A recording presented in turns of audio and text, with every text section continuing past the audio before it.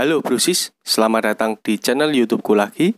Dalam videoku kali ini, kita akan membahas mengenai fakta-fakta jurusan perhotelan.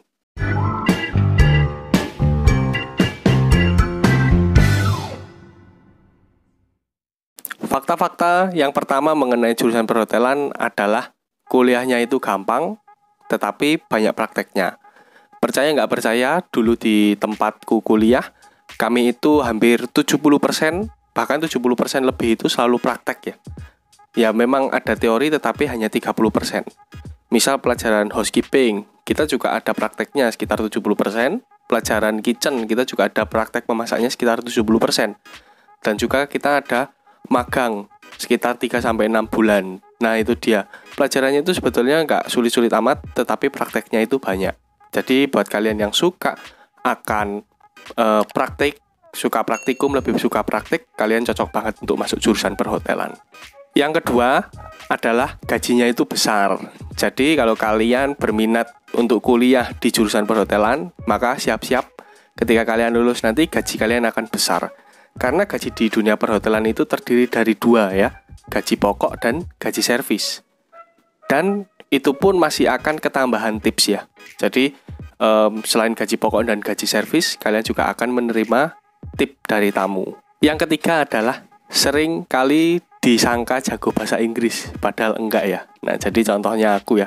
Aku tiap kali ketemu sama saudaraku, waktu tanya kuliah di mana, kuliah perhotelan. Wah, kuliah perhotelan, wih, jago bahasa Inggris ya pasti ya. Padahal bahasa Inggrisku pas-pasan ya, dan cukup pasif. Tetapi itulah faktanya ya, ketika kita masuk ke jurusan perhotelan, maka kita akan disangka pandai berbahasa Inggris. Yang keempat, faktanya adalah karir di dunia perhotelan itu bisa sangat pesat ya.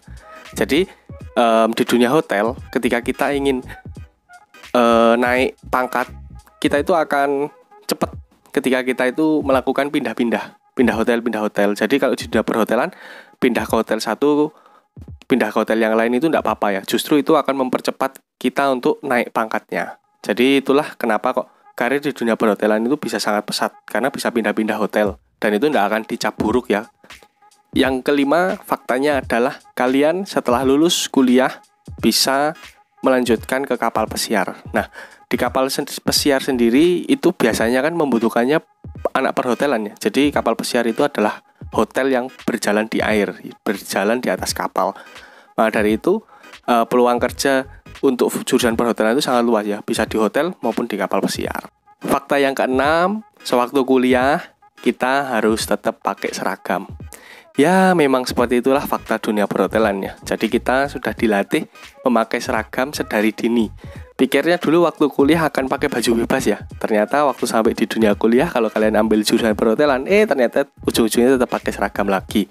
Tapi buat aku sih itu hal yang oke ya, karena aku gak usah mikir besok pakai baju apa, pakai baju ini, pakai baju itu, karena sudah pakai seragam. Jadi pengeluaran bisa lebih dihemat. Yang ketujuh adalah kita akan terbiasa rapi ya. Jadi percaya nggak percaya, ketika kalian menjadi anak perhotelan, ketika kalian selesai makan, kalian akan menyusunnya menjadi satu. Misal kalian makan di salah satu rumah makan ya, kalian pasti juga pernah merasakan toh jadi pegawai hotel, bagaimana sih rasanya nggak enaknya beresin clear apaan itu. Jadi kalian secara tidak sadar kita akan ngerapiin piringnya, kita akan ngerapiin kursinya ketika kita selesai makan. Bahkan juga kita kalau di kamar kita akan terbiasa untuk, wah kamarnya kotor nih, dibersihin. Jadi kalau kalian menjadi anak perhotelan, kalian akan terbiasa untuk merapikan barang-barang maupun menjaga kebersihan. Fakta yang ke-8 adalah selalu dikira jago masak dan jago bersih-bersih. Padahal faktanya nggak selalu seperti itu sih. Ya itulah fakta di dunia perhotelan ya. Jadi ketika kalian masuk ke dunia perhotelan, kalian akan dikira seperti tadi, dikira jago bahasa Inggris.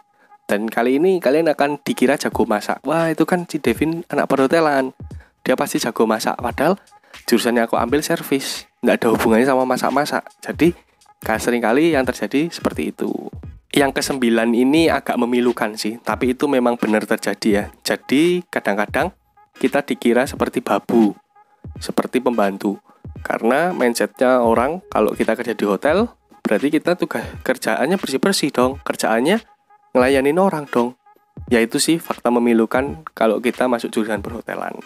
Yang ke-10 adalah biaya kuliah yang relatif mahal. Nah, faktanya memang seperti ini ya. Jadi beberapa jurusan perhotelan yang mungkin ada di kota-kota besar itu cukup mahal ya. Tapi untungnya di kampusku waktu aku kemarin kuliah tidak begitu mahal ya. Termasuk ini salah satu yang paling murah dan paling bagus menurut aku. Tetapi memang kalau kalian kuliah di Jakarta, di Bandung, maupun di kota-kota besar seperti Surabaya, kalian kalau ambil jurusan perhotelan, itu biayanya cukup gede. Fakta yang ke-11 ketika kalian mengambil jurusan perhotelan adalah akan mengalami komplain. Nah, jadi komplain itu nanti akan jadi makanan sehari-hari ya. Ketika aku magang di hotel ataupun aku casual di hotel, di situ banyak sekali komplain-komplain ya yang aku terima ya. Dari misal kita ngelayanin tamunya kurang oke ya, misal makanannya nggak enak, kita akan dikomplain karena aku bagian servis padahal yang masak kitchen. Tapi itu akan jadi hal biasa ya ketika kalian masuk dunia perhotelan. Jadi nggak usah terlalu baper sih. Yang penting diperbaiki dan dijadikan lebih baik lagi. Fakta yang ke-12 ini beneran terjadi ya, yaitu adalah jarang libur pas tanggal merah. Nah, kalau pas tanggal merah mana bisa kalian libur? Itu akan sangat kecil sekali persentasenya ya. Karena di dunia perhotelan itu kan justru hotel itu rame ketika orang-orang pada libur. Jadi pihak hotel gak mau kita itu libur pas tanggal merah. Pasti akan dicarikan tanggal hitam, tanggal yang di luar tanggal merah. Itu tadi ada 12 fakta mengenai dunia perhotelan. Semoga informasi ini membantu. Dan jangan lupa untuk kalian like, komen, dan subscribe. Dan jangan lupa untuk dukung terus video ini supaya video ini makin terus berkembang dan menjadi pusat informasi perhotelan dan pariwisata. Dan sampai jumpa di video selanjutnya. Dadah.